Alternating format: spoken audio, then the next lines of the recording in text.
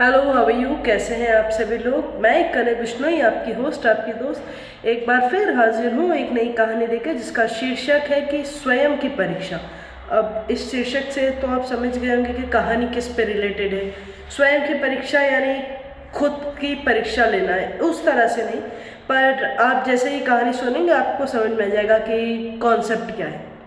तो बिना वक्त ज़ाया किए हम कहानी शुरू करते हैं। तो एक बार की बात है दोस्तों, सुबह तारीख का वक्त हो रहा था। एक सेठ धनी नाम करके था जिनकी एक बस स्टॉप के पास एक चाय की शॉप थी।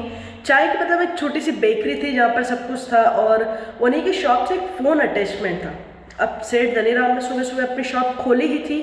खोलने के बाद उन्होंने अपने सब दुकान के जितना भी सेटलमेंट है वो उसको जमा रहे थे, सब चीज़ें जमा रहे थे। इतने में उन्हें सामने से 20-22 साल का एक लड़का, एक यंग लड़का आता हुआ नजर आया, और वो आकर उनके शॉप पे बैठा। उसने चाय का ऑर्डर दिया। चाय का ऑर्डर देने के बाद उसने कहा कि उसने अपना नाम बताया कि मेरा नाम किशन है, क्या मैं आपका फ़ोन यूज़ कर सकता हूँ? तो बोले हाँ हाँ कर लीजिए, बिल्कुल कर लीजिए।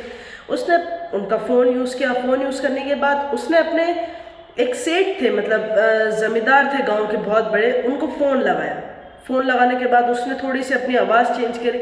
आवाज़ चेंज करने के बाद बोले आप गांव के ज़मींदार बोल रहे हैं क्या? सेठ साहब बोल रहे हैं क्या? बोले हाँ मैं वही बोल रहा हूँ, कहिए क्या काम है? बोले सर जी, सेठ जी, मुझे काम की बहुत ज़्यादा ज़रूरत है और मुझे किसी के थ्रू आपका नंबर मिला है, और मैंने सुना है कि आपके पास बहुत सारे खेत है, बगीचे हैं, क्या उनमें मेरे लायक कोई काम है क्या? तो सेठ ने सब सुना। बोले ठीक है, पर मेरे पास आपके लायक कोई काम तो नहीं है। तो उसने और ज़्यादा इंसिस्ट किया कि मैं सब कुछ करने के लिए तैयार हूँ, आप बोलिए तो सही, आप जो बोलेंगे मैं आधी पगार में भी करने के लिए तैयार हूँ। बोले नहीं यार, मेरे पास थी एक बगीचे में एक इंसान की ज़रूरत थी, पर मैंने उसको कुछ महीने पहले एक लड़के को अडॉप्ट किया है, मतलब उसको अलॉट किया है, अडॉप्ट नहीं अलॉट किया है। तो बोले अच्छा। तो बोले एक काम कीजिए ना, आप उसको हटा दीजिए, मैं उसके आधे पगार में काम करूँगा। बोले अरे ऐसे कैसे कह सकते हो, उसको कैसे हटा सकता हूँ? वो बहुत ही ईमानदार है और कर्मशिष्ट है, और उसकी सेवा भावना देखकर तो मेरा दिल प्रसन्न हो गया, मैं उसको नहीं हटा सकता। बोले सर जी, आप जो बोलोगे वो मैं कर लूँगा। आप बोलोगे तो आपके खेत की निगरानी कर लूँगा, बगीचे साफ कर दूंगा, गाय भैंस सब कुछ को नहला धुला के आपका घर भी साफ कर दूंगा, पर अगर आप मुझे रख लीजिए, मुझे काम की बहुत ज़रूरत है। सेठ ने कहा नहीं यार, नहीं रख सकता, तुम भी मेरी मजबूरी समझो। उस लड़के के पास वो बहुत ईमानदार है, और अगर होगा तो मैं बताऊंगा।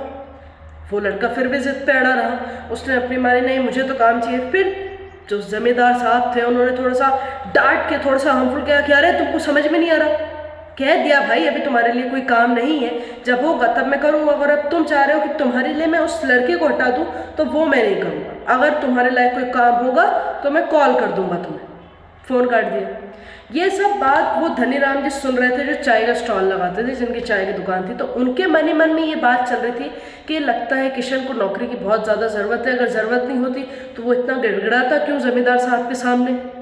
तो क्यों ना एक काम किया जाए, मेरे पास, मैं भी अकेला आदमी हूँ शॉप पे, शॉप इतनी बड़ी है, और क्यों ना अगर इसको मैं नौकरी के लिए ऑफर करूँ और अगर ये आ जाए तो इसकी समस्या भी सॉल्व और मेरी भी सॉल्व, मुझे लड़का मिल जाएगा, इसको नौकरी मिल जाएगी।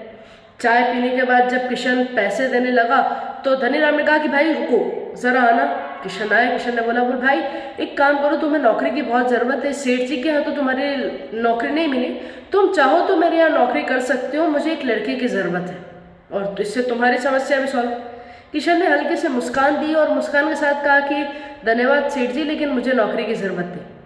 तो धनीराम जी एकदम से आश्चर्यचकित हो गए। क्या रे भाई, अभी तो तुम नौकरी के लिए इतना गिड़गिड़ा रहे थे, आधी पगार तक काम करने के लिए तैयार थे, और तुम अब अचानक से कह रहे हो कि तुम्हें नौकरी की ज़रूरत नहीं, ऐसा क्या हुआ? बोले सर जी, जिस जमींदार साहब से मैं बात कर रहा था और जमींदार साहब जिस लड़के का जिक्र कर रहे थे वो मैं ही हूँ। धनीराम जी आश्चर्य हो गए। बोले तुमने ऐसा क्यों किया? बोले मैं सिर्फ सेठ जी की परीक्षा लेना चाहता था कि मैं जहाँ काम करता हूँ मैं अपनी ईमानदारी देता हूँ, लेकिन सेठ जी मेरे बारे में क्या सोचते हैं मुझे वो जानना बहुत ज़रूरी था। और आज मेरी बहुत खुशी की बात है कि मेरे काम से सेठ जी खुश है और मैं अपने काम में ईमानदारी बरतता हूँ। तो धनीराम जी ने कहा, वाह यार भाई, बहुत अच्छी परीक्षा ली तुमने। हमारी कहानी का सारांश या हमारी कहानी का मोरल ऑफ द स्टोरी ये है कि कभी कभी ना खुद की परीक्षा भी ले लेनी चाहिए। खुद की परीक्षा किस तरह से ले लेनी चाहिए, जैसे कि हमें कभी कभी ये बात हमेशा सोचनी चाहिए कि यार आज मुझे जो समय मिला क्या मैंने उसका सही उपयोग किया। मैंने जो चीज़ें सोची थी क्या वो चीज़ें मैंने कर ली।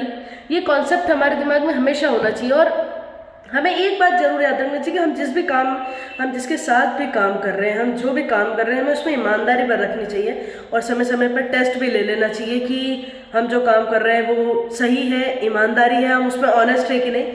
हम फिर मिलेंगे आपके अपने शो में जिसका नाम है लोगों की कहानी कनक की जुबानी। तब तक के लिए अपना ख्याल रखिए, अपनों का ख्याल रखें and do what to you do, करिए जो करना है। Don't trouble your mom and your dad. Bye bye, take care.